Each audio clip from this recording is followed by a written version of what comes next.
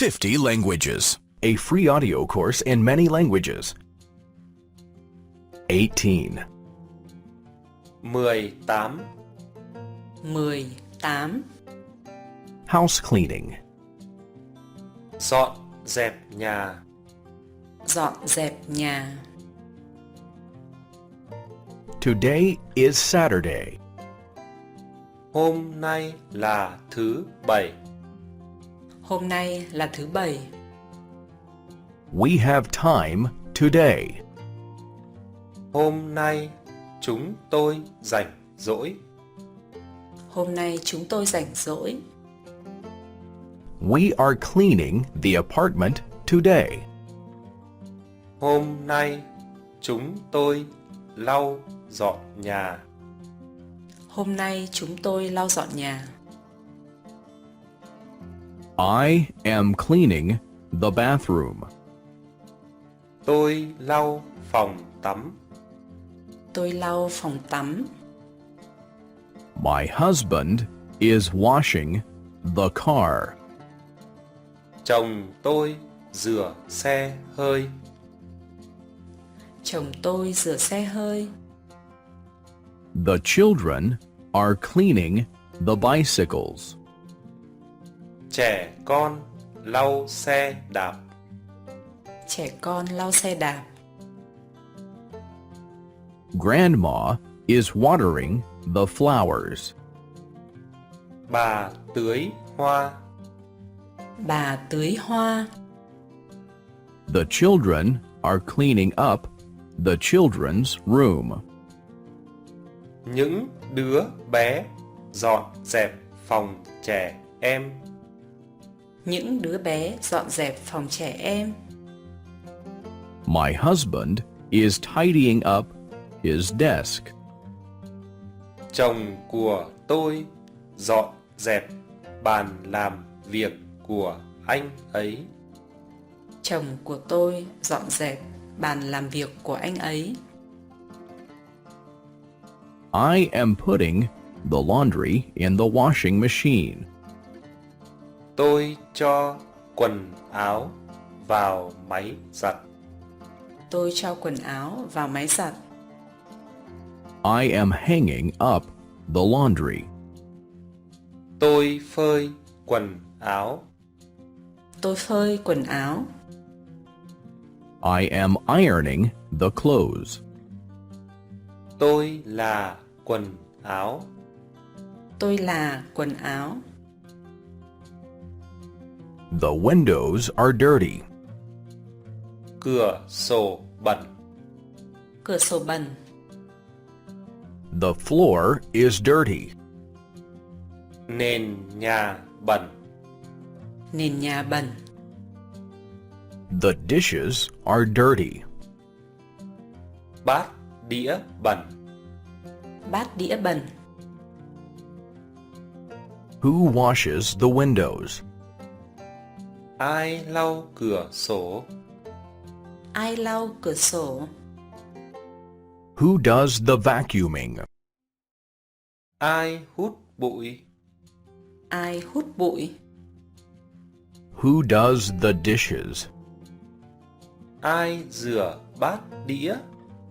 Ai rửa bát đĩa? 18. 18. 18. House cleaning. Dọn dẹp nhà. Dọn dẹp nhà. Today is Saturday. Hôm nay là thứ Bảy. Hôm nay là thứ Bảy. We have time today. Hôm nay chúng tôi rảnh rỗi. Hôm nay chúng tôi rảnh rỗi. We are cleaning the apartment today. Hôm nay chúng tôi lau dọn nhà. Hôm nay chúng tôi lau dọn nhà. I am cleaning the bathroom. Tôi lau phòng tắm. Tôi lau phòng tắm. My husband is washing the car. Chồng tôi rửa xe hơi. Chồng tôi rửa xe hơi. The children are cleaning the bicycles. Trẻ con lau xe đạp. Trẻ con lau xe đạp. Grandma is watering the flowers. Bà tưới hoa. Bà tưới hoa. The children are cleaning up the children's room. Những đứa bé dọn dẹp phòng trẻ em. Những đứa bé dọn dẹp phòng trẻ em.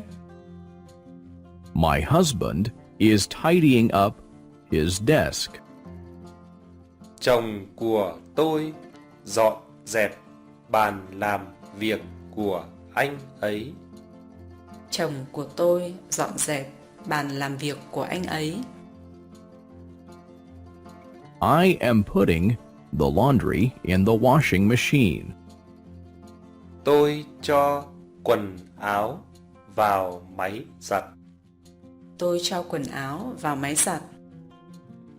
I am hanging up the laundry. Tôi phơi quần áo. Tôi phơi quần áo. I am ironing the clothes. Tôi là quần áo. Tôi là quần áo. The windows are dirty. Cửa sổ bẩn. Cửa sổ bẩn. The floor is dirty. Nền nhà bẩn. Nền nhà bẩn. The dishes are dirty. Bát đĩa bẩn. Bát đĩa bẩn. Who washes the windows? Ai lau cửa sổ? Ai lau cửa sổ? Who does the vacuuming? Ai hút bụi? Ai hút bụi? Who does the dishes? Ai rửa bát đĩa? Ai rửa bát đĩa?